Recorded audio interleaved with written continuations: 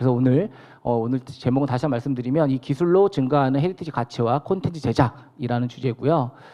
전체적으로 이 디지털 헤리티지와 박물관의 관계가 어떻게 되는지에 대한 말씀을 좀 드릴 거고, 그리고 이 기술적인 얘기는 좀 제가 좀 해야 될 것 같아서 기술에 대한 이 가치를 증가하는 기술들은 무엇이 있는지, 그리고 실제 이 콘텐츠 제작 및 활용한 사례들이 무엇이 있는지, 그럼 앞으로 어떻게 하면 좋겠냐, 이런 순서로 좀 말씀을 드려보겠습니다. 사실 제가 있는 국립공주박물관의 시그니처 공간입니다. 여기 이제 무령왕릉 내부를 재현한 그런 공간이고요. 제가 제일 좋아하는 공간이고, 공주에 오시는 모든 분들은 제가 여기를 다 모시고 갑니다. 여기서 할 얘기가 너무 많기 때문에요. 그래서 상당히 저한테 중요한 공간이고, 저는 이제 오늘 용어를 이제 유산, 헤리티지가 다 동일한 단어거든요. 근데 이제 역시 용어를 통일해야 되기 때문에 저는 오늘 일단은 발표할 때는 헤리티지라는 단어를 주로 좀 쓰겠다라고 말씀을 드리고요. 그리고 이 헤리티지라는 것은 여기 나와 있는 것처럼 좀 과거를 좀 잇는 힘이고요. 결국 우리가 이 헤리티지를 하는 이유는 미래 세대를 위해서 하는 겁니다. 계속 가치를 부여하고 가치를 발견하고 이 가치에 대한 어떤 확산을 하는 것은 결국 우리 미래 세대에 우리의 과거를, 현재를 알려주고자 하는 게 가장 크다라고 보시면 됩니다. 만약에 이러한, 예를 들면 국립부여박물관에 있는 이 삼전 이수상도 그 하나의 유물인데, 금동 유물인데, 이 유물을 봤을 때 저희가 어떤 관점으로 봐야 되냐라고 봤을 때 가장 일반적인 것은 고고학적 관점, 역사학적 관점, 미술사적 관점, 예술적 관점, 이런 인문 예술학적 관점이 가장 기본이 된다라고 생각을 합니다. 그런데 이런 분야에서는 저보다 더 뛰어난 분도 많고 저보다 더 잘하시는 전문가들도 많기 때문에 저는 주로 바로 이 형태, 기법, 재질, 그리고 상태, 약간의 물리적인 이런 거에 좀 초점을 많이 맞춥니다. 그래야지만 과학적인 얘기들과 연결할 수 있는 게 상당히 많거든요. 그래서 이런 부분들을 오늘 전반적으로 좀 다룰 예정에 있고요. 결국 이런 것들을 종합했을 때 결국 이 헤리티지가 가지고 있는 그 존재의 가치, 그 존재감이라는 것은 결국 아우라라는 단어로 하나로 저희가 풀 수가 있는데, 이 아우라를 어떻게 우리가 컨텐츠로 연결할 수 있는지에 대한 내용들도 오늘 좀 중요하게 좀 다룰 예정에 있습니다. 그래서 저는 오늘 헤리티지 어떤 가치를 보여줄까라는 그런 질문을 했을 때, 저는 첫 번째 어떤 우리가 눈으로 볼 수 없는 비가시적인 특징들을 좀 박물관 콘텐츠에 연결해 보자. 사람의 눈도 물론 중요하지만 눈으로 볼 수 없는 그 비가시적인 것, 그 결국 과학의 눈이거든요. 이 과학의 눈으로 한번 우리가 박물관 콘텐츠 헤리티지를 봐보자라는 거고요. 그리고 그걸 통해서 어떤 과학적 사실이 어떻게 연구가 돼서 시나리오가 만들어지고 그게 실질적인 전시까지, 그 교육까지 연결되는지에 대한 부분들. 그리고 과연 우리가 이 컨텐츠를 만들 때 가장 중요한 것은 어느 시점을 선택해야 됩니다. 저는 그걸 정당한 시점이라고 하거든요. 우리가 현재로 봤을 때 현상인 거고요. 그 과거지만 우리가 원상복구란 단어 쓰잖아요. 그 원상복구라는 단어를 쓸 때는 그 바로 직전의 과거에서 가장 정당한 시점을 말합니다. 근데 사실 우리의 궁극적인 목적은요, 원형이에요. 근데 원형을 알 수가 없다라는 거예요. 그래서 우리는 목표를 원형으로 가되 원상에서 대부분 타협을 하고, 그 원상의 타협이 안 되면 결국은 또 현상, 지금의 모습을 가지고 컨텐츠를 만들거든요. 오늘 그런 부분들도 결국 이런 과학 데이터랑 좀 연결이 된다라고 보시면 될 것 같습니다. 제 얼굴을 보여드리려고 주는 사진 절대 아닙니다.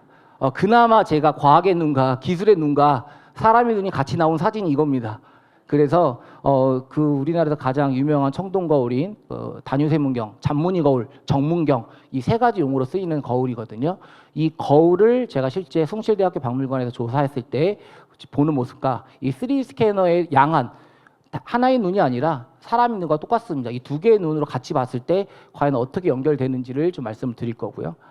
그리고 특히 이러한 부분에서 가장 중요한 것은 우리가 그 헤리티지를 만났을 때 가장 먼저 하는 것은 결국 기록이라는 거죠. 저희 입장에서는, 과학자 입장에서 가장 먼저 하는 기록이다. 기록이 있어야지만 그 다음 것을 할 수가 있다라는 거고요. 그걸 기반으로 기록화, 어떤 문서화를 시켜야 되겠죠. 얼마나 가치 있는지를 정리하지 않으면 안 돼요. 데이터만 남아서는 절대 안 된다라는 거고요. 그리고 그걸 통해 분석, 해석, 복원, 복제, 컨텐츠, 때로는 플랫폼도 개발하고, 아니면 이게 부족하면 또 그거에 맞는 기술을 개발할 수도 있다라고 보는데, 근데 결국 이러한 여러 가지의 요소들의 그 앞에 바로 다 디지털이 이제 들어가는 시대로 바뀐다라는 거죠. 지금 이 앞에 디지털이 들어갔을 때 어색한 게 지금 하나도 없습니다. 결국 우리는 이런 디지털의 시대, AI 시대라고 여기서 말하지만 더 거시적으로 봐서 디지털의 시대에 지금 살고 있다라는 겁니다.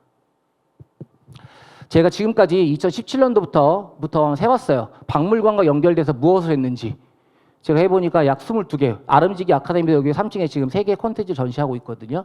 그러니까 제가 아마 한 22개 정도가 지금 전국에 있는 박물관들, 특히 국립박물관이 대부분입니다. 뭐 물론 많은 선후배님들이 제가 연구할 수 있도록 도와주신 거 맞지만 실제 대부분 선후배님들이 저한테 연락할 때는 다 문제가 있을 때만 연락을 합니다. 그러니까 저는 애초부터 예산을 갖고 한 적이 없어요. 근데 그것을 전시에 연결하든 뭘 하려고 하는데 이걸 해결해야 된다라는 그 솔루션이 제일 중요했어요. 그러면 그때 그 솔루션이 저한테 그걸 만드는 게 저의 역할이고 그런 것들을 해결하면서 이런 많은 경험을 쌓게 됐습니다. 그래서 제가 저 22개 컨텐츠를 이번에 최초로 분석을 해봤습니다. 그럼 과연 저는 어떤 문제를 해결했느냐 지금까지 박물관에서. 첫 번째는 이 데이터가 주는 헤리티지의 가치를 보여주는데 첫 번째 솔루션을 많이 제공했다. 왜 사람들은 3D 스캔 데이터를 좋아할까? 결국은 이 표면의 고해상도의 그 디지털의 질감들을 만들고 싶기 때문에 그런 겁니다. 물론 CG로도 표현할 수 있지만 CG는 창조에 가까운 거죠. 그런데 3D 스캔 데이터는 기록에 가깝기 때문에 이런 것들에 대한 니즈가 되게 많구나. 그리고 우리가 3D 스캔만 가지고는 표면밖에 데이터를 못 얻거든요. 그러면 눈에 보이지 않는 다양한 CT 데이터라든지 아니면 적외선 촬영 데이터라든지 이런 다중 기록 데이터의 융합이 필요하다는 것을 좀 알게 됐고요. 세 번째로는 헤리티지의 제작 기법. 우리가 이 제작 기법이라는 것은 눈으로도 알 수 있지만 과학적 데이터로 할 때 엄청난 시너지가 난다는 거죠. 그런 부분들. 그리고 어떤 그 소장 유물의 보존 이슈를 해결하는 데 있어서 제가 많은 좀 박물관과 연결이 됐습니다. 두 번째로는 이 물리적 어려움을 디지털로 기술로 구현하는 것들이 많았어요. 그게 무슨 말이냐면 침이 무겁습니다. 그죠? 뭐 예산, 화전이, 석유, 사면물상 엄청나게 무거워요. 돌이에요. 사실 우리가 우리 박물관에 있는 학예사나 여러 가지 있는 그 연구원들이 하지 못하는 그 중에 하나가 뭐냐면 무거운 것들이 너무나 많습니다. 근데 그 무거운 것들을 막 직접 접촉도 해보고 하기가 어렵죠. 그럴 경우에 결국 디지털의 힘을 많이 써야 되거든요. 그래서 그런 것들을 좀 구현했다. 그래서 원재료 복원이 어렵거나 아니면 인간이 할 수 없는 복원을 한다든지 어떤 불안정한 잔존 상태가 있는 그런 유물이 있다라든지 아니면 뭔가 이 수장고에 어떤 편들이 있는데 이게 뭐 다른 유산과 연결될 것 같은데 이런 것을 어떻게 연결할지에 대한 부분들을 좀 다루었습니다. 세 번째는 제가 가장 중요하게 생각하는 거거든요. 결국 우리가 기존에 알려져 있는 사실의 헤리티지 가치도 있지만 우리는 그 가치를 계속 더 찾아야 되고 그것을 더 누적시켜서 더 돋보이게 만들어야 되는 거예요. 그리고 때로는 과거의 그 사실이나 여러 가지의 가치가 때로는 사실이 아닐 수도 있다라는 거예요. 그게 특정한 사람들과의 어떤 의사결정에 의해서 만들어질 수도 있는 거기 때문에 그런 것들을 좀 더 저는 객관화하자. 그리고 그런 것들에 대해서 좀 더 많은 확산을 시켜서 많은 사람들이 좀 이런 헤리티지에 대한 가치를 좀 새로 느끼길 원했습니다. 그래서 저는 과학 콘텐츠를 많이 사용할 수밖에 없는 거고요. 그리고 유물로 표현할 수 없는 가치를 전달하는 거. 결국 눈으로 표현할 수 없는 가치를 전달하는 거. 그리고 어떤 이동형 콘텐츠를 통해서 어떤 그 헤리티지의 가치를 계속 확산시키자. 그리고 그런 매개체로서 어떤 디지털 콘텐츠가 되게 중요하다라는 겁니다. 그래서 이런 헤리티지 가치를 증강한 기술이 무엇이 있는지 한번 말씀을 드려보겠습니다. 첫 번째로는 데이터를 취득하고 기록하는 기술들이 되게 중요하거든요. 그래서 과학 분석 데이터라든지 가시, 비가시 촬영 데이터, 2D나 3D 이미징, 3D 스캐닝과 같은 이런 데이터를 가지고 현상, 지금의 모습의 헤리티지 데이터를 기록해야 된다라는 거고요. 그리고 이제 생성 창조 기술로 봤을 때는 결국 디지털 영상 처리를 한다든지 아니면 모델링을 한다든지 아니면 AI 솔루션을 통해서 새로운 어떤 창조형 헤리티지를 만든다든지 뭐 그런 것들입니다. 사실 여기는 이미지 다 AI로 만든 것들이에요. 대부분들이. 오늘 보여주는 이미지들도 물론 제가 발표자를 늦게 제출한 건 있지만 만약에 AI 이미지가 없었으면 저 직전까지 여기서 PPT 만들고 있었을 거예요.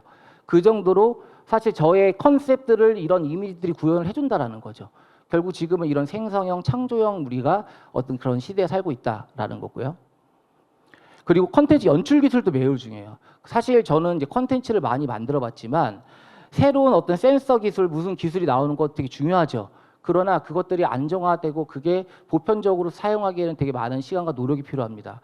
결국 그럴 때 그럼 그것을 대체할 수 있는 건 뭐냐? 결국 연출력이다.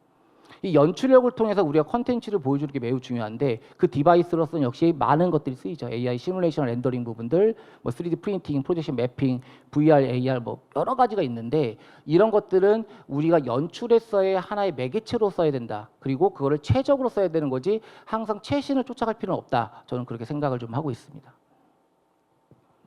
예를 들면 이 과학부서 데이터에 대한 것들의 가치를 한번 보여드려 보겠습니다. 이게 바로 비격진 천내거든요. 폭탄입니다. 조선시대 폭탄. 근데 이렇게 발굴이 됐어요. 아무것도 안 보이죠. 부식되어 있고 흙이 있고 그거를 이제 보존 처리해서 흙을 걷어냈더니 이렇게 비격진처럼 나왔습니다. 근데 우리가 이 조선시대 폭탄을 이해하려면 겉만 저렇게 알면 될까요? 내부 구조가 더 중요하겠죠. 어떤 원리로 저 조선시대 폭탄이 과연 구현이 됐을까라는 것들이죠. 그래서 결국은 선택한 방법은 CT나 이런 것들은 안 됩니다. 엑스레이는 투과력이 그렇게 높지가 않아요. 이렇게 두꺼운 것을 결국 감마레이라고 해서 아주 강력한 방사선을 써야 됩니다. 그래서 감마레이 투과 촬영을 했더니 이런 형태를 얻었습니다. 내부를. 그리고 그걸 영상 처리해가지고 내부의 모습을 저희가 찾았습니다. 그런 다음에 역시 겉에 있는 3D 스캐닝을 통해서 이런 표면 데이터를 얻어서 이 두 개에 대한 2D와 3D의 이미지를 잘 융합하면은 그 내부의 모습을 진짜로 구현할 수 있다. 상상이 아니다. 창조가 아니다라는 거죠. 그래서 일단은 저희가 그런 것들을 통해서 모델링을 했고 그 모델링한 것을 역시 3D 프린팅을 하게 되고요. 그리고 거기에 이제 주요 부품들을 이렇게 다 재현을 한 거죠. 목곡이라든지 화약섬, 뭐 마름새 이런 것들을 하나하나씩 구현을 해서 이렇게 전시로 연결이 되는 거죠. 물론 제가 뭐 되게 많은 상세한 설명도 필요하지만 오늘은 다양성을 중심으로 이렇게 아주 핵심만 좀 말씀을 드려보겠습니다. 이 이미지는 배은성 유화 줄다리기인데요. 이 줄다리기에 관련돼서 뭐 3D와 관련된 성과들은 제가 기조 강의 때 말씀을 드렸어요. 그래서 중복되면 안 되기 때문에 오늘은 적외선 이미지를 갖고 와봤습니다. 이것은 먼저 저희 연구실 홈페이지에서 체험할 수 있고요. 여기 3층에서 체험할 수 있는데 이 적외선 이미지를 통해서 이런 보수 흔적들도 보이죠. 이런 것을 찾을 수가 있고 눈에 보이지 않는 다양한 내용들을 볼 수가 있어요. 그럼 과연 이것은 무엇이냐? 이 유산이 가지고 있는 겉에 보이는 아우라가 아니라 역사, 스토리입니다. 이 유산은 결국 어떤 시점에 보수도 있었고 어떤 부분에 대해서 개입을 했다라는 것들에 이 영상은 그런 히스토리를 보여주는 거거든요. 우리는 그런 것들도 우리가 좀 생애주기적인 관점의 데이터들도 전시에 활용을 해야 된다는 거죠. 엑선시티에 대한 얘기를 좀 드려보면 실제 여기에 이제 국립중앙과학관에 있는 매머드 화석입니다. 이 매머드 화석을 1대1로 복제를 했습니다. 그런데 그거는 이제 다음에 다른 자료로 좀 제가 말씀을 드릴 거고 이 화석을 이 뼈를 경추뼈를 딱 들었는데 너무나 가벼운 거예요. 화석이거든요. 그럼 돌이라는 건데 돌이 가벼우면 안 되잖아요. 그러면 뭔가 문제가 있다. 화석화가 덜 됐거나 그 안에 어떤 문제가 있다라는 걸 판단이 돼서 CT를 찍었더니 이제 까만 게 다 공기입니다. 공기. 얼마나 지금 이제 사람을 치면 거의 서 있을 수 없을 정도의 그런 뼈의 골밀도를 갖고 있죠. 이런 것들에 대해서 역시 이런 엑선시티가 저희가 이걸 통해서 다양한 어떤 그 모형도 만들고 안에 있는 골밀도를 보여주는 교육 콘텐츠를 활용을 한 적이 있었습니다. 가장 사실 중요한 것은 3D 스캐닝입니다. 이 3D 스캐닝은 보시면 아시겠지만 잘만 하면 이 도자기 빅렬까지 자연스러운 이 빅렬까지 다 보여주고요. 이렇게 보이시면 알겠지만 조명의 방향에 따라서 이 빅렬이 결국은 3D거든요. 입체적인 특징이기 때문에 이런 그림자를 통해서 이런 특징들을 다 이해를 할 수가 있습니다. 결국 이 표면에서 주는 또 여러 가지 그런 가치, 데이터들도 매우 중요하다라는 생각이고요. 역시 이건 충주 고구려비고요. 이 충주 고구려비를 아주 정밀하게 표면에 대한 부분들 다 저렇게 정밀하게 얻고 과거에는 이렇게 육안으로 판독을 많이 했었죠. 그러나 지금은 제가 모든 서지학자, 금속물 하시는 분들하고 같이 협업을 해서 이 데이터로 글자를 읽는 것들을 지금 거의 전환을 다 많이 해놨습니다. 결국 뭐냐면 지금은 이런 데이터들을 통해서 우리가 오히려 물리적으로 가서 판독하는 게 아니라 데이터를 기반으로 판독하게 되면 더 많은 협업과 더 많은 우리가 성과들을 낼 수가 있다라고 보실 수가 있습니다. 역시 공주박물관에 있는 이제 제가 제일 또 두 번째로 좋아하는 이제 불상 대자고요. 이 공주박물관에 꼭 이걸 보셔야 되는데 이렇게 딱 이렇게 전시가 되어 있습니다. 근데 아쉽게도 이 뒤에 벽이다 보니까 뒤를 볼 수가 없어요. 근데 역시 3D 스캔 데이터가 있으면 얼마든지 저희가 이 뒤를 볼 수가 있다라는 거죠.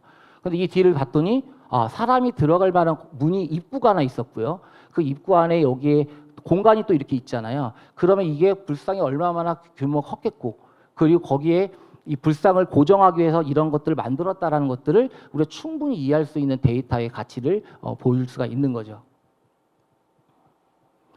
이 외에도 이제 모델링이 있는데요. 저희 연구실은 기본적으로 CG 모델링의 퍼센트가 10%밖에 안 됩니다. 저희 연구실은 다 최적화 모델링을 하고 있어요. 그게 무슨 말이냐면 3D 스캐닝 데이터나 CT 데이터를 최적화하는 쪽으로 하고 있어요. 그래서 창조 쪽보다는 거의 다 기록 데이터 기반으로 거의 90% 이상 하고 있다라고 보시면 되고요. 모든 게 다 스캔 데이터나 CT 데이터입니다.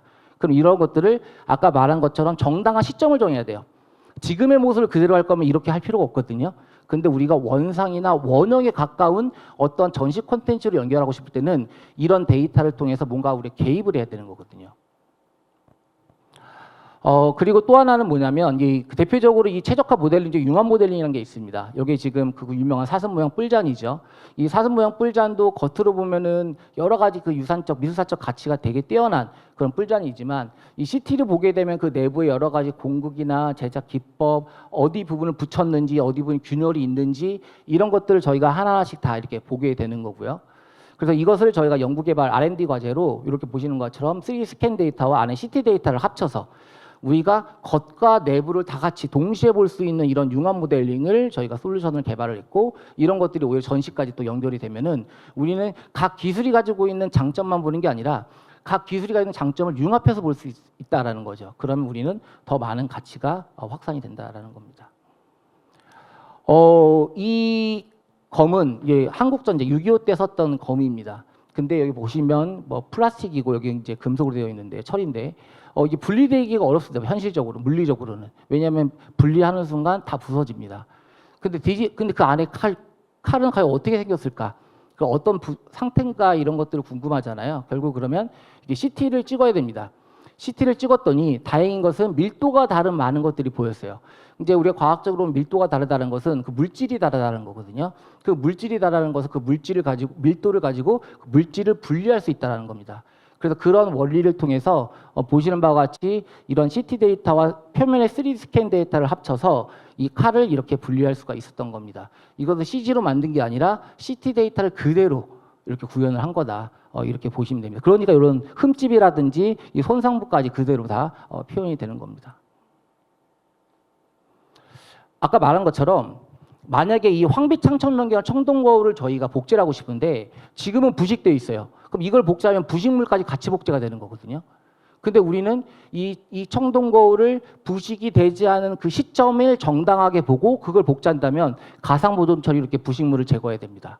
그게 결국 아까 말씀드린 최적화 모델링이 이런 개념에 해당이 된다라고 보시면 되고요. 그럼 이런 부식물이 제거가 되면은 결국은 이렇게 거푸집을 만들고 이 거푸집의 모델을 가지고 샌드 3D 프린터로 거푸집을 만들면 여기다 다시 청동만 부으면 청동거울이 만들어지는 거죠. 그래서 우리가 그런 여러 가지 복제 개념에서도 이 정당한 시점에 대한 부분들도 계속 중요하게 다뤄줘야 될 부분이다라는 생각을 하고 있습니다. 세상이 너무 좋습니다. 진짜 좋습니다. 왜냐하면 저도 이 발표자를 만들면서 AI 이미지를 한 15개나 16개 정도 썼더라고요. 그런 것처럼 제가 그걸 컨셉을 만들려면 다이어그램을 만들었던가 뭔가 이미지를 막 합쳐서 만들었을 텐데 지금은 그런 부분들을 너무 잘 해주는데 특히 이 마찬가지로 예를 들면 요즘에는 이 인페인팅이나 컬러라이징이라든지 아니면 업스케일링 같은 AI가 잘하는 기술들이 있습니다. 이런 것들이 실질적으로 이 그래픽 디자이너라든지 특히 CG 모델링 하시는 분들한테 엄청나게 지금 잘 쓰이고 있고요. 예를 들면 이런 부분들의 어떤 문양이 지금 보이지 않는다면 이런 것들을 학습을 통해서 이런 식으로 데이터를 채워주는 이런 인페인팅 기술을 쓴다든지 아니면 여기에 컬러가 없는 흑백 사진에다가 다양한 유사한 학습 데이터를 레퍼런스로 넣어가지고 컬러를 매핑하는 이런 컬러라이징 기술도 지금 보편적으로 쓰이고 있습니다. 근데 이게 2년 전만 해도 이 기술 자체가 개발하신 분하고 연구하고 싶습니다라고 코어하자고 제안을 했거든요. 지금은 포토샵에도 다 들어가 있는 기능들입니다. 그러니까 무슨 말이냐면 세상이 워낙 기술 변화가 지금 심하고 빨라졌기 때문에 우리가 이거 엄청난 기술이다. 실제 사진 몇 장 가지고 만들 수 있는 가우시안 스플래팅이라는 이 기술도 마찬가지로 그거 가지고 한 5년은 그분이 연구하고 먹고 살아야 되는데 그냥 그것을 빨리 그 그 지식재산권을 사가지고 소프트웨어 펌웨어를 시켜버리는 거예요. 그럼 결국 기술의 주기가 거의 그 개발한 분한테는 거의 1년도 못 가는 지금 그런 추세에 와 있다라는 거예요. 마찬가지로 이 기술이 저는 2년 전만 해도 이런 논문 보면서 와 이런 분하고 협업하고 싶다 했는데 지금 포토샵이나 이거 전용 소프트웨어나 그 어플리케이션이 다 있습니다. 그러니까 그게 얼마나 지금 네, 이게 좋은 건지 나쁜 건지 모르겠지만 그런 것들을 혹시 나중에 한번 디스커션을 하면 좋을 것 같습니다.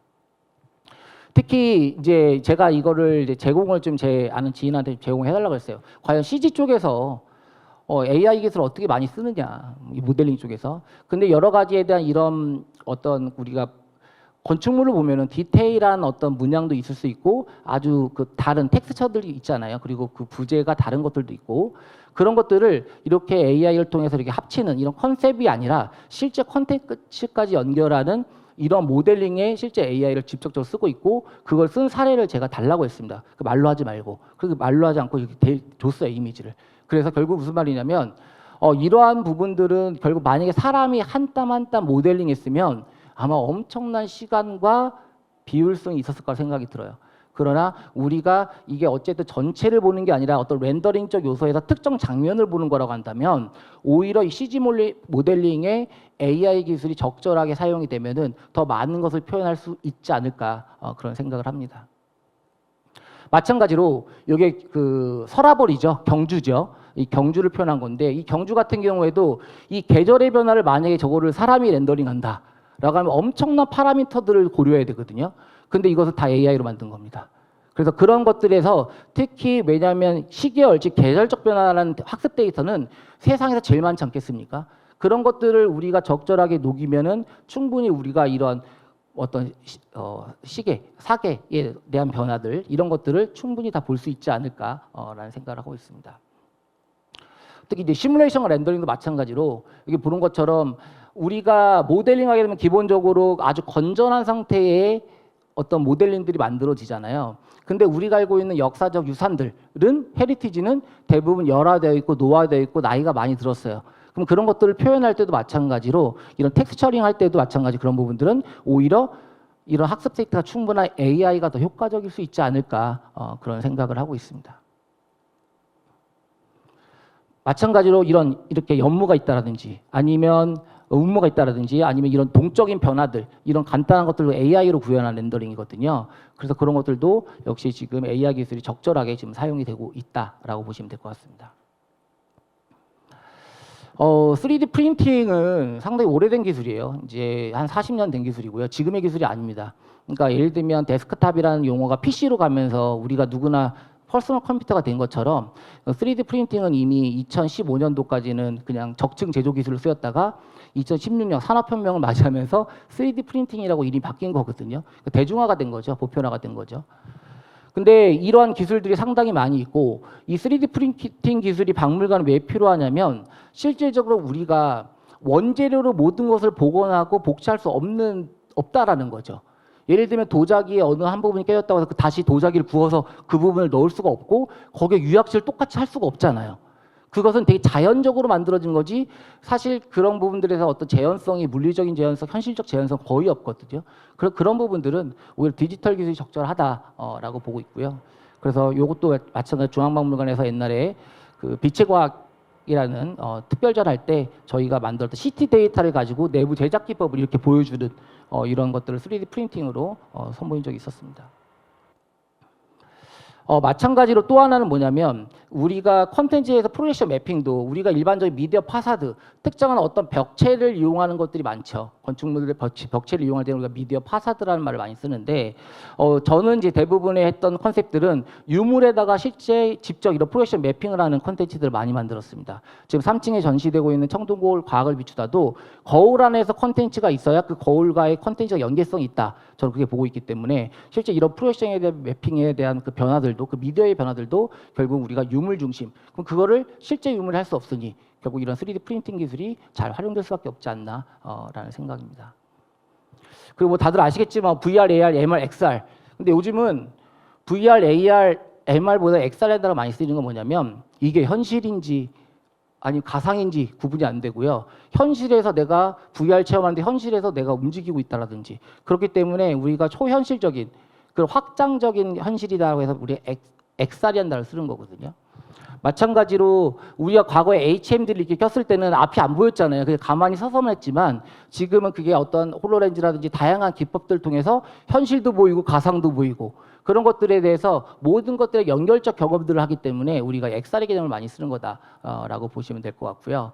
그렇지만 그럼에도 불구하고 VR, AR 아주 좋은 기술이기 때문에 박물관에서 적극적으로 쓰이고 있고요. 마찬가지로 엑살 같은 경우에는 박물관보다는 오히려 아예 유적이 맞습니다. 제가 경험해 봤을 때는 엑살은 오히려 유적에서의 공간감과 가상의 컨텐츠들이 연결될 때 가장 좀 적절한 기술이지 않나 그런 생각을 하고 있습니다. 그래서 이제 저는 그 헤리티지 컨텐츠로 과연 무엇을 했는지에 대한 것들을 집중적으로 한번 몇 개의 사례를 좀 말씀을 드려보겠습니다. 근데 가장 중요한 것은 목적이 중요해요.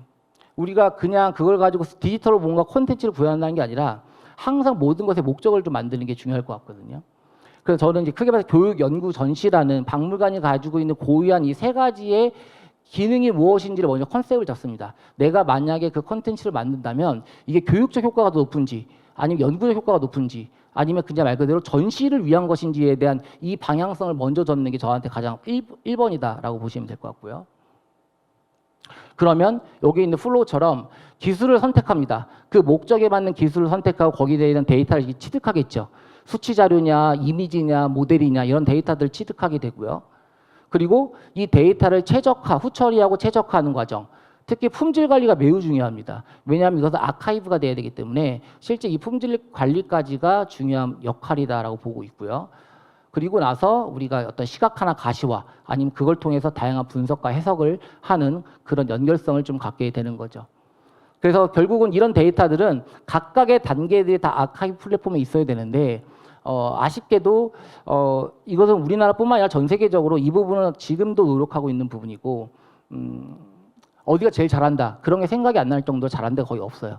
그만큼 되게 어려운 부분입니다. 그래서 앞으로 이 박물관 콘텐츠에 관심 있는 많은 분들은 과연 이 무수히 많은 자료들을 우리가 과연 어떻게 아카이브를 하면 좋을까라는 고민들을 계속 해야 되는 부분들이 있다.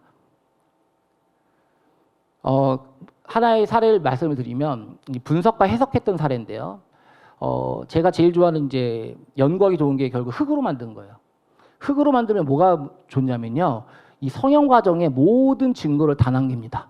두드리거나 누르거나 쓰다듬거나 왜냐하면 우리가 흙으로 어떠한 토제 유물을 만들 때는 거기에 엄청난 우리가 제작 과정의 개입들이 들어가거든요. 결국 그 말은 다른 말로 하면은 증거가 다 있다라는 거예요. 그 증거를 찾으면 우리는 그 제작 기법을 이해할 수가 있습니다.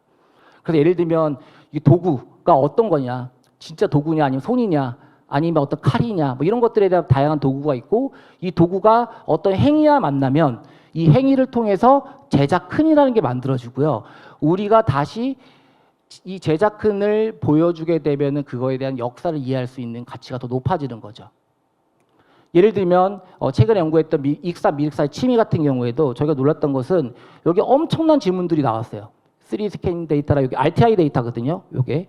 그래서 이런 RTI 데이터 그림자를 이용하면서 이렇게 여러 가지 지금 흔적들을 보고 있는 건데 여기 뭐 와상문이라든지 궁상문 같은 이런 지문들의 차이 뭐 여러 가지 이런 제작 기법들을 저희가 진짜 먼지 잡듯이 다 잡았습니다. 그 정도로 해서 이것을 어떻게 제작을 했다라는 결론까지 냈고 이것도 이번 달에 저희가 논문을 투과할 예정에 있는데 어쨌든 그런 부분들도 저희가 지금 되게 중요하다라는 생각이 들고요. 그리고 또 이렇게 연구하다 가장 기쁘고 소리 지를 때가 하나 있어요. 그때는 글자가 나올 때입니다. 왜냐하면 글자라는 것은 역사에서 사회적 가치가 가장 높습니다. 그러니까 우리가 해석보다는 사실이거든요. 글자는. 그래서 마찬가지로 미륵사의 침해에서도 알려지지 않은 글자를 이렇게 찾았어요. 딱 한 글자 나왔어요. 한 글자. 그래가지고 결국 이게 뭐냐 근이냐 륵이냐 뭐 이런 거에 따라서 해석은 달라지는데 제가 자문을 받았어요. 제가 물론 저도 이제 금성문 판독을 같이 하니까 나름 한자를 좀 보지만 그래도 저보다 훨씬 뛰어난 전문가들한테 물었더니 또 의견이 분분하더라고요. 나눠지더라고요. 그렇기 때문에 그걸 제가 하나로 결론을 내리지 않았지만 어쨌든 근일 수도 있고 륵일 수도 있다. 그런데 근일 경우에는 제작자의 이름과 관련될 거다. 륵일 경우에는 사찰, 미륵사지니까 그럴 거다라는 이런 정도의 결론을 내린 겁니다. 그래서 이것을 저희가 5분짜리 영상을 만들었어요. 이 치밀의 모든 원형편이 이 파란색이 원형편이거든요. 하얀 거 복원한 거고요.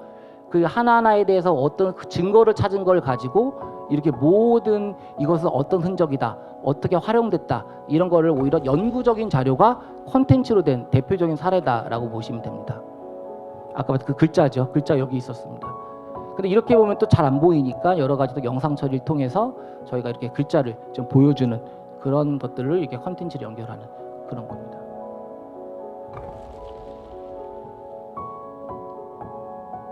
여기는 이제 사람의 손가락으로 이렇게 쓰다듬은 흔적도 있죠. 우리가 이제 흙을 만들다 보면 이렇게 하거든요. 이런 흔적들이 아주 이렇게 잘 나타나는 이런 것들을 저희가 이제 콘텐츠로 이제 한 거죠. 특히 이제 보건복제, 박물관에서 저랑 협업할 때 가장 많이 한 니즈는 결국 보건복제입니다. 이 유물을 전시하고 싶은데 전시하기 애매하다. 이게 왜냐하면 안전하지도 않을 수도 있고, 그리고 완형처럼 안 보이고, 이게 사람들 너무나 많은 추상적 경험을 만들어줄 수 있기 때문에 좀 더 선명한 그런 것을 보여줘야 된다라고 했을 때, 결국은 가장 중요한 것은 저희가 보건복제가 가장 제일 조심스럽거든요. 보건복제는 웬만하면 하지 않는데 결국은 그 문제가 왔다라는 것은 그걸 해결해줘야 되기 때문에 저는 많은 이런 프로젝트를 하게 된 거예요. 왜냐하면 이 복원에서 가장 중요한 것은 참조 복원입니다. 뭔가 대칭성이 있는 형상들이 존재할 때 가장 복원의 가치가 높아지거든요. 근데 그런지 않을 경우에는 결국 고증 복원이라는 걸 해야 되고, 그 고증 자료도 없을 때는 결국은 이 추정 복원을 해야 되는 이 플로우를 갖게 되고, 그럴 때 결국은 우리가 취득한 데이터와 모델링을 통해서 3차원 프린팅이나 이런 걸 거쳐서 복원과 복제가 어떻게 되고, 그런 것들이 이런 복원과 복제가 단순히 그냥 복원적인 유물, 미관적으로 끝나는 게 아니라 목적이 달라요. 그래서 이런 가상 위치화가 중요한 거냐, 결선부를 복원한 거냐, 재조립을 위한 것이냐, 복제 모형이 중요한 것이냐, 거푸집 기반의 재질 복제가 중요한 것이냐, 각각에 대한 이 복원 복제의 과정의 목적이 다 다르기 때문에 그 목적에 맞는 플로우를 만들고 파이프라인을 통해서 우리가 그거를 결국 문제를 해결하는 그런 과정을 겪습니다. 네, 가장 최근 했던 것 중에 이제 일단은 오늘 제가 이 자료 받을 때는 저한테 1등이었기 때문에 이거 말고 미륵사지 취미를 제대로 보여줄까, 이걸 보여줄까 되게 고민하다가 그래도 사람들한테 가장 와닿을 것 같아서 이걸 제가 보여드리겠습니다. 이 경제금융총회가 있고요. 이 금융총회에서 이 말형 토기가 이렇게 발굴이 됐습니다. 재발굴할 때 발굴이 됐는데 여기 박물관에 이렇게 전시가 되고 있었거든요. 근데 이제 이 특별전을 좀 해야 되는 상황에서 이 뒷부분이 좀 완벽하게 있었으면 좋겠고, 이 거치대 자체도 좀 불안정하잖아요. 그거를 해결하기 위해서 복원을 해달래요. 그래서 제가 태블릿으로 이렇게 그림을 그렸어요. 이렇게 해드리면 됩니까? 했더니 좋아하더라고요. 그럼 큰일 나죠. 이거 제가 창조한 거잖아요. 그죠? 우리가 창조한 거라면 안 되기 때문에 그냥 저를 그 컨셉을 잡은 거죠. 그럼 이렇게 하면 되겠다. 이제 여기서부터 숙제입니다. 이제 이게 해결을 해야 되니까. 근데 다행인 것은 그 우리나라의 그 유명한 이 김하인문의 명기 모르신 분 없잖아요. 그죠? 같은 무덤에 출토됐습니다. 다행인 것은 1924년도에. 그래서 여기도 말이 있으니까 뭔가 이 말을 쓰면 좋겠다. 그죠? 그런 것을 일단 원칙을 세웠고요. 그런데 약점이 뭐냐면 사람과 말 안장이 있어요. 이것 때문에 말이 안 보여요, 온전하게. 그래서 결국 어떻게 하겠습니까? 제가 CT를 하겠죠. CT를 했더니 CT 분석을 딱 해보니까 속되면 대박이 난 거죠. 왜냐? 사람과 말 안장을 별도로 붙였더라고요. 공기층이 보이시죠? 까만 거. 별도로 붙인 겁니다. 그러면은 영상 처리에서도 잘 띄어진다는 얘기예요. 그래서 이거를 가지고 이렇게 분리를 했습니다. 3D 모델을 만들어 가지고 이렇게 분리를 했고요.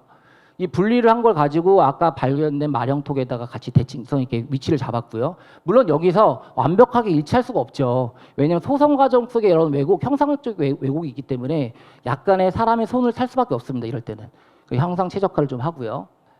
이렇게 일단 만들었습니다. 근데 이대로 끝나면 안 되는 거죠. 가장 큰 이슈가 뭐였냐면 롱다리여 가지고 여기 앞다리가 휘어져 있었어요. 그 왼쪽 발을 이게 딱 길이 서 있으려면 여기 발이 있어야 되거든요. 근데 휘어진 발을 여기다가 할 수가 없잖아요. 그래서 결국 여기다 가상의 뼈를 넣습니다. 뼈를 넣어서 리깅 세팅을 해가지고 이 다리를 폈습니다. 이렇게 폈고 이 핀 다리를 가지고 이렇게 복원을 한 거죠. 그리고 나서 다시 원래대로. 그래서 결국 이 왼발은 이런 과정을 통해서 최대한 원형이 아까 말했던 참조 복원이 원칙이 돼야 되거든요. 그렇기 때문에 그렇게 한 거고요. 그리고 이제 전시를 하려고 하니까 이 안에 유물이 아주 건강하게 있어야 되지 않습니까? 그래서 이 안에다 받침대를 놓은 거예요. 하중을 바로 이 복원된 거에 하중이 쏠리게끔 아예 그렇게 저희가 기획을 했고요. 그래서 이렇게 완성이 된 겁니다. 비하인드 스토리는 이것도 꼭 해야 된다 그래가지고 이 위치까지 잡아줘야 됐습니다. 이게 제일 힘들었어요. 왜냐하면 과연 이 편의 위치가 어딜까? 근데 이 편도 결국은 이 복원품이 또 거치대가 돼야 되잖아요. 그러니까 안에 서포터가 돼야 되잖아요. 그러니까 그런 것까지 고려를 해야 됐기 때문에 이 부분이 저희한테는 가장 난이도가 높았다, 오히려. 그렇게 보시면 될 것 같고요. 그렇게 해가지고 3D 프린팅을 해서 넣었는데 처음에 안 껴지는 거예요. 그래서 제가 좀 소리를 살짝 내면서 잘 넣어봐라 했더니 이제 수평으로 저희가 들어가게 만들었기 때문에 수평으로 잘 이렇게 물리적 접합을 하니까 이렇게 들어가고 발도 잘 맞죠. 가장 긴장되는 순간이에요, 사실 저희가 복원품을 만들 때. 그래서 이렇게 돼가지고 이렇게 전시가 됐던 겁니다. 애초에는 컬러링을 하게 돼 있었어요. 이 프로젝트는 여기 컬러링을 하자였는데 컬러링을 안 했어요. 왜 그랬을까요? 바로 기술의 개입도가 워낙 높기 때문에 이 기술을 어떤 기술을 어떻게 복원했는지를 보여주는 게 전시 효과로서 더 가치가 있겠다라고 판단하셨어요. 그래서 변경을 해서 오히려 이렇게 흰색으로 저희가 그냥 흰색 컬러링만 해가지고 오히려 이 복원 부분을 아주 명확하고 선명하게 보일 수 있도록 대신에 그 서사는 이쪽 영상으로 어떻게 복원했는지에 대한 그거를 좀 전달을 했다라고 보시면 될 것 같습니다. 여기에 쓰인 기술이 이렇게 많습니다. 그러니까 우리가 그래서 하나의 어떤 단편적 기술보다는 이 기술들을 어떻게 조화롭게 사용하느냐가 가장 중요하다라고 좀 말씀을 드리고 싶습니다. 이겁니다. 이거 제일 했던 제 인생 프로젝트인데 제일 힘들었던 프로젝트인데 이거는 제가 자세히는 말씀 못 드릴 것 같고 아주 결과만 갖고 왔습니다. 편이 1024개인가 그럽니다. 1000개가 넘어요. 이 1000개의 편에서 취미를 만들어야 돼요. 몇 개를 만들 수 있을까요, 여러분들? 그죠? 그래서 제가 뭐 맨 처음에 5개, 막 3개 이렇게 얘기하길래 아니다. 우리 하나라도 제대로 만들어 보자. 근데 하나는 꼭 안 되겠대요, 박물관에서. 그래 좋다. 그럼 딱 2개로 협의를 한 겁니다. 그래서 협의를 해서 저희가 이제 그 과정은 제가 다 생략했습니다. 그래서 이 단존 편의 위치를 이렇게 영상 혹시 클릭되나요? 이 영상이요?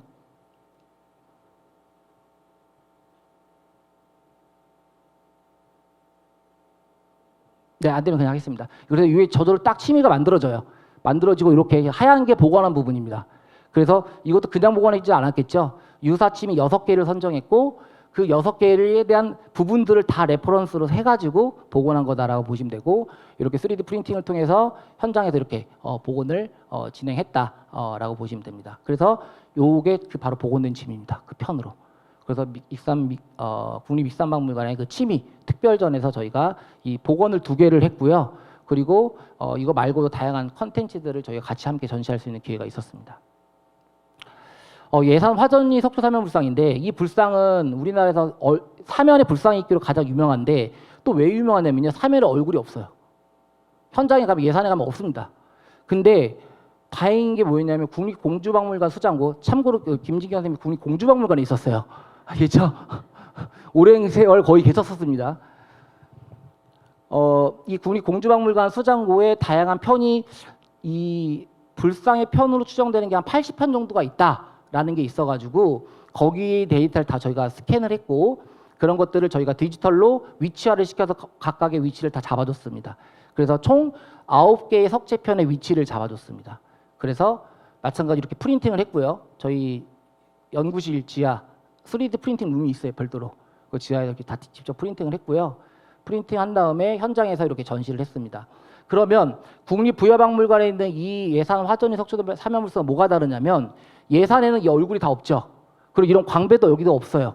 근데 부여박물관 거는 이거 복원을 했기 때문에 이런 얼굴과 광배가 옷자락 이런 것들이 9개 석재편이 붙어 있습니다. 그리고 여기에 자석이 또 내장돼 있어서 이렇게 탈부착이 됩니다. 그래서 저는 알기 때문에 혼자 했다가 혼났어요. 경비하시는 분한테 당신 누구냐고. 뭐 그렇지만 어쨌든 만약에 이걸 아시는 이제 학예사님들을 설명할 때 이런 것들을 해줄 수 있는 그런 경험적인 부분들도 있다라고 보시면 됩니다. 이제 마지막 사례인데요. 이제 마지막 사례는 아니지만 어쨌든 인터랙티브 프로젝션 매핑 부분입니다. 이게 바로 청록월 과학을 비추다 위에 지금 전시되어 있는 건데요. 제가 이제 가장 하고 싶었던 거였어요. 저는 제 주 전공이 그 첨단 기술을 문화유산 건강진단하는 게 제 주 전공이에요. 그러니까 병원으로 따지면 영상의학과라고 보시면 됩니다. 그러니까 기술에 대한 개입이 되게 중요하고 대신에 영상의학과는 사람을 위해 사는 것처럼 저는 헤리티지를 위해서 기술을 쓴다라고 보시면 되고요. 근데 우리가 옛날 백제 시대에 금동 신발 이렇게 만들었을 거 아닙니까? 근데 우리가 만나는 금동 신발은 이 모습이에요. 다 부식된 모습만 갖고 있잖아요. 어느 누구도 이게 원래 색이 어땠는지 이걸 잘 몰라요. 그렇기 때문에 이런 것들을 우리가 이제 보존과학과에서 이런 거 진단하고 처방하고 처리 복원해서 다시 이거에 가깝게 만드는 게 저희 학과의 목표예요. 그렇죠? 그런 것들을 이제 하게 된다라고 보시면 되는데, 그래서 제가 이런 것들에 우리가 헤리티지가 만들어지고 지금까지 우리한테 온 이 역사 서사를 어떻게 하면 보여줄까라는 것들을 제일 고민을 많이 하고 있고요. 지금도 그걸 저는 헤리티지 라이프라고 하거든요. 생애주기. 결국 인간도 생애가 있듯이 헤리티지도 생애가 있다라는 게 제 기본 철학입니다. 그렇기 때문에 그 역사를 보여주는 것도 전 중요하다라고 생각이 듭니다. 그래서 숭실대학교는 아까 말했던 국보 잔무늬 거울인데, 이 잔무늬 거울 원래 색깔 맞춰주시면 아마 아무도 없을 거예요. 이 색깔이 뭐였을 것 같아요? 그죠? 은색이었습니다, 원래. 은색에 가까워요. 근데 은색에 가까운 되게 부식돼가지고 우리가 알고 있는 이런 짙은 이런 부식된 색깔을 보게 되는 거예요. 제가 여기 왜 이 거울을 선택했냐면, 우리 학생들하고 답사가면 가장 많이 제가 받는 질문이 교수님 이게 왜 거울이에요? 라는 질문이에요. 거울처럼 안 보이잖아요. 얼굴이 반사되는 것도 아니고, 그리고 다 부식되어 있고, 그러니까 그 기능을 모르거든요. 그리고 대부분 이 문양만만 전시되기 때문에 더 거울로서의 기능을 모르는 경우들이 많이 있어요. 그래서 이 거울은 뭐냐면 우리나라 유일한 국보 청동 거울이고요. 이 국보 청동 거울이 결국 부식으로 해서 거울 기능을 인식하지 못하는 거, 가장 중요한 것은 합금 비율이 유일하게 주석이 34%에 가까운 합금 비율을 갖고 있어요. 주석이 25%만 넘으면 은색에 가까워지거든요. 근데 34%예요. 그럼 이거를 뭔가 제대로 보여줘야 되겠다라는 생각이 들었고요. 여기 20cm밖에 안 되는데 선이 13,000개가 있어요. 20cm 안에. 그러니까 엄청난 거죠. 그 세문이나 이런 것들이. 그래서 거의 1년 동안 이 라인을 다 땁니다. 제가 따지 않았어요. 전 시켰겠죠. 죄송합니다. 그 시킨 분한테. 여기 보면 색깔이 변하죠. 각각의 돌출 높이에 따라 다 분류했습니다. 일단 라인을 그냥 원으로 한 게 아니라 하나의 레이어로 놓은 게 아니라 이 레이어대로 분리를 한 겁니다. 두께라든지 문양 특징에 따라 분리를 한다. 이 왜냐면 어떤 순서로 도안을 그렸느냐도 중요하고, 그죠? 그 패턴에 대한 어떤 우리가 이해도도 되게 중요하잖아요. 그래서 이렇게 연구를 했고, 이 궁극적인 목표는 바로 이것 때문입니다. 이 영상을 만들기 위해서. 이게 바로 그 라인 도안 순서를 지금 표현한 거예요. 라인 아트로. 그죠? 국보 이 잔무늬 거울이고요.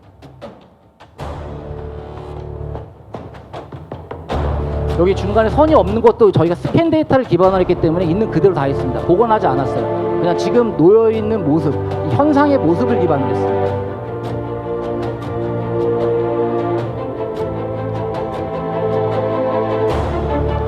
그래서 이렇게 저 라인을 가지고 다시 역설계 모델링을 통해서 3D로 만들었습니다. 이 만든 모습이고요. 이 원본문 같은 경우도 꼬인 거 그대로 다 그대로 표현이 됐다라고 보시면 될 것 같습니다.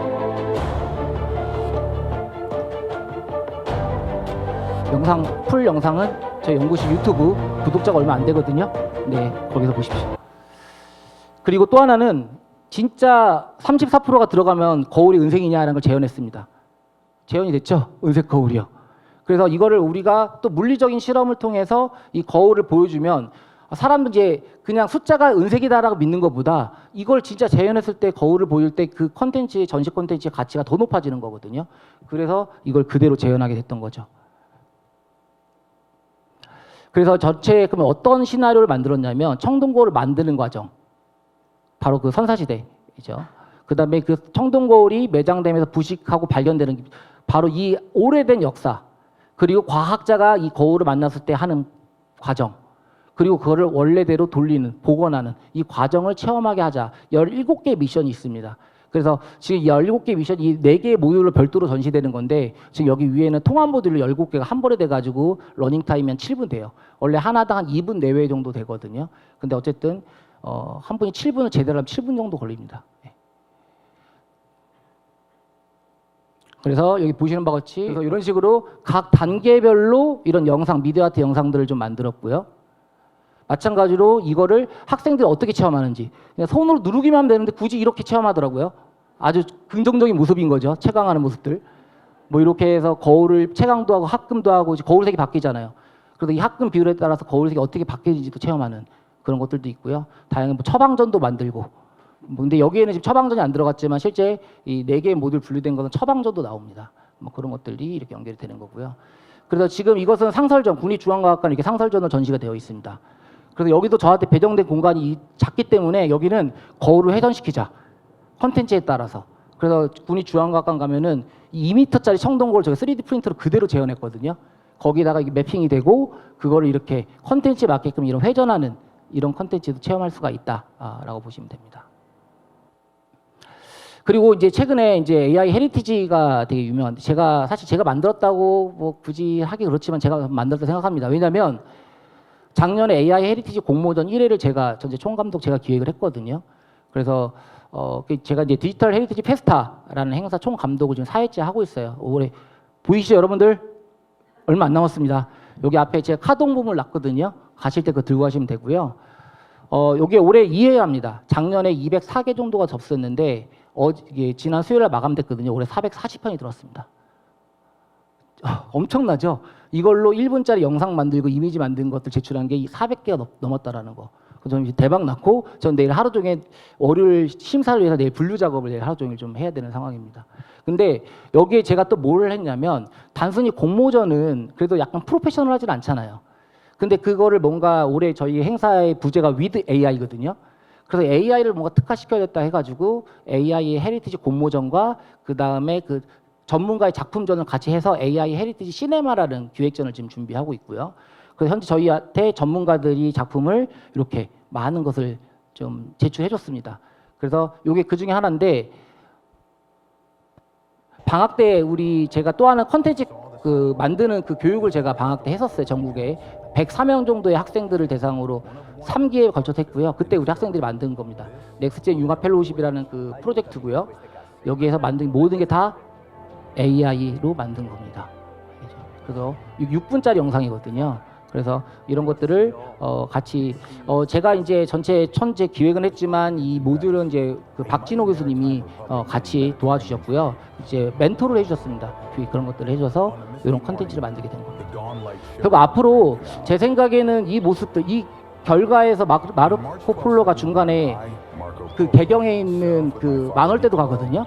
역사적으로 있는 사진은 아니에요.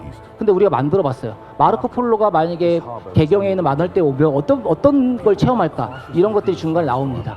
그런 것처럼 우리가 AI 헤리티지라는 것은 결국은 애초부터 우리가 생성형, 창조형으로 생각하기 때문에 그런 것들의 유연성이 있어야 된다는 거예요. 이걸 단순히 기록이냐 고증으로 물론 만들지만 거기에 너무 치우치면 그 창의성이 약해질 수가 있어요.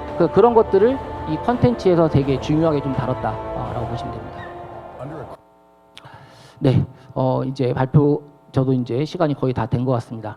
마지막으로 이제 그러면 저는 오늘 박물관과 관련된 다양한 헤리티지 그리고 그 헤리티지가 어떻게 기술과 연결됐고 그 기술을 통해서 어떻게 콘텐츠로 됐는지에 대한 그런 내용을 좀 말씀을 드렸고요.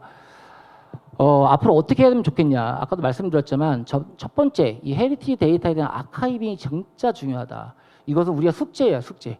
그러니까 사실 문화유산 전문가나 모든 분들한테 그냥 숙제라고 보시면 되고요. 우리는 첫 번째 헤리티지에 무엇을 기록할 것인가라고 했을 때는 색상부터 문양, 상태, 형상, 공간, 환경, 맥락 다 기록을 하거든요. 근데 이런 것들에 대한 아카이브가 과연 잘 돼 있을까? 하나의 헤리티지의 대상으로 그런 고민할 필요가 있습니다. 두 번째, 우리는 다양한 디지털 기술을 쓰거든요. 그럼 이 기술이 만들어낸다는 것은 데이터를 생산한다는 거잖아요. 그럼 기술이 생산해 놓은 데이터들이 과연 캐비넷에 있는지 아니면 어딘가 한 곳에 잘 몰려 있는지 그런 거예요. 그런 것들도 우리가 좀 심도 있게 고민을 해야 돼요. 그런 게 관리가 안 돼서 다시 데이터를 취득하는 상황들도 너무나 많잖아요. 그래서 그런 부분들 좀 고민해보자. 그러니까 제가 잘하고 있다고 말씀드린 게 아니라 저도 이게 숙제고 저희 연구실에서도 가장 큰 숙제예요. 사실 이런 것들이. 아까 말씀드렸던 거. 우리가 헤리티지 콘텐츠의 정당한 시점은 언제인가? 저는 항상 이것도 아까 말한 교육연구 전시 다음으로 그럼 우리가 어떤 시점을 과연 보여줄 것인가를 저는 고민을 합니다. 그래서 현상을 기록하는 관점을 보일 것이냐, 원상을 복원할 것이냐, 아니면 원형을 재현할 것이냐. 점점 소극적이고 이런 단어로 바뀌죠. 우리가 복원이라는 것은 되게 정말 정확하게 되거든요. 근데 우리가 원형으로 가게 되면 원형 복원이라는 단어가 쓰기 되게 불편해요, 저는. 원형 복원한 적이 별로 없기 때문에요. 그래서 저는 오히려 더 소극적으로 겸손하게 원형 재현이라는 단어를 더 많이 쓰는 거예요. 그것은 앞으로 이제 많은 분들이 여기 있는 분들이 물론 컨텐츠 관련된 것도 분명히 연관된 것들 하겠지만 사실 그래서 저는 이 정당한 시점 부분에서 이거에 대한 컨셉들, 철학들도 전 진짜 중요하다라는 생각입니다. 그리고 역사, 미술사, 예술 이런 부분들은 이미 많은 조화롭게 됐다고 저는 생각하거든요. 워낙 전문가 저변이 너무 넓고 전문가도 엄청나게 많습니다. 그럼 과연 과학과 디지털 기술이 조화된 스토리텔링들이 과연 잘 되고 있을까? 그런 부분에서는 저는 아직도 숙제가 많다라는 생각이 들어요.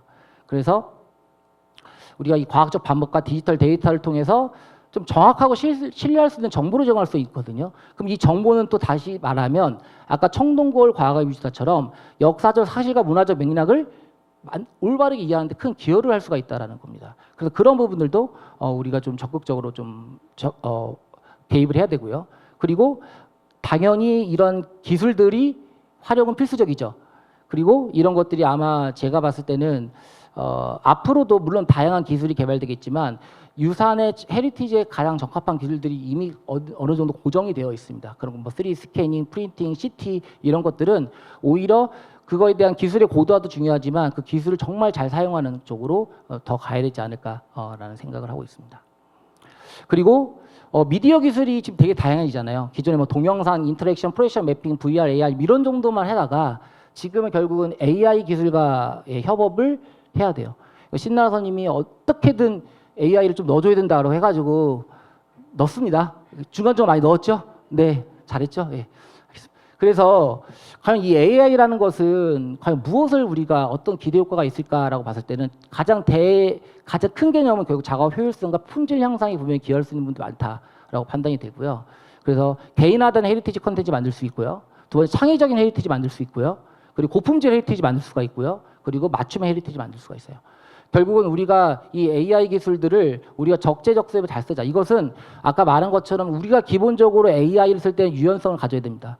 그걸 너무 보수적인 생각으로 AI를 쓰게 되면은 못 쓸 수도 있어요. 근데 세상은 그렇지 않거든요. 지금은 이 부분들을 적극적으로 좀 활용하자라고 의견을 드리겠습니다. 그리고 이제 마지막의 의견인데 결국은 우리가 이 기록 정보와 제작 콘텐츠에서 메타데이터도 되게 중요하다는 거거든요. 예를 들면 오늘 많은 컨텐츠를 보였는데 그 컨텐츠에 메타데이터는 없잖아요. 컨텐츠의 결과만 있죠. 우리가 헤리티지가 역사가 언제고 누가 만들었고 언제 발굴됐고는 다 있잖아요. 근데 이 미디어 아트 컨텐츠가 언제 만들어졌고 누구에 의해 만들어졌고 어떤 기술이 사용이 됐고 어떤 데이터가 활용됐는지 이런 메타데이터 보신 적 있습니까, 여러분들? 없다라는 거예요. 결국 우리는 디지털로 만들어진 데이터에 대한 것도 메타데이터가 있어야 돼요. 그래야지만 그 데이터나 결과물이 설명이 된다라는 거거든요. 그리고 또 하나는 뭐냐면 이 컨텐츠에 대해서 역시 개방성과 표준성을 같이 가야 된다는 거예요. 지금 전 세계는 오픈 데이터냐 페어 데이터 난립니다. 전 이제 국제학술대를 많이 다니다 보니까 거기 가면 가장 많이 나오는 단어가 오픈 데이터, 페어 데이터 이런 거예요. 결국 우리는 개방형을 오면 더 좋게 많은 연구를 할 수가 있고요. 그리고 페어 데이터, 표준화된 데이터를 만들게 되면은 우리는 진짜 AI 제대로 할 수 있다라는 거예요.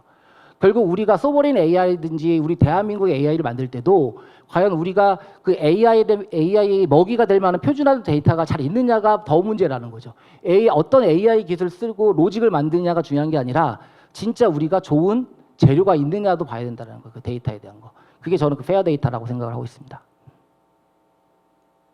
그래서 저희는 결국 이 데이터도 생애주기 관리하자. 저는 아까 헤리티지 자체도 생애주기를 관리한다고 하지만 우리가 이 데이터도 지속적인 접근성에 대한 생애주기 관리도 필요해야 이게 바로 디지털 헤리티지예요.